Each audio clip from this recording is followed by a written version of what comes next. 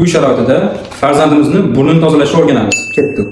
Ko'pchilik ota-onalarimizdan farzandingiz burnini tozalab turasizmi deganingizda, bolaning burni tozalanadimi, tozalansa qanaqa tozalanadi degan savollarni bizga ko'p berishadi. Shuni bugun birgalikda o'rganamiz.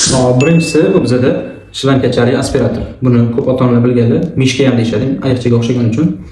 Buni ikkita shlankasi bor. Bitta uchi og'izga solinib tortiladi, ikkinchi uchi bo'ladigan bo'lsa, bolaning burniga kirishga mo'ljallangan. Ko'rishingiz mumkin. Bunda shu bolani burniga tiqib turib, og'izda tortiladi. Faqat albatta buni tortishdan oldin, tozalashdan oldin tuzli eritmalar tomizish kerak. Ya'ni bu bo'lishi mumkin oddiy natriy xlor, akvalor yoki bo'lmasam oddiy tuzli suvga tomizib turib, 5-6 tomchi, 7-8 tomchi tomizib tortiladi.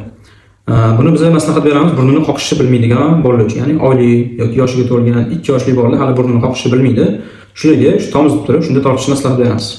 Hop, keyingisi bu bolalarning butilkasiga o'xshaydi. Ko'rishimiz mumkin.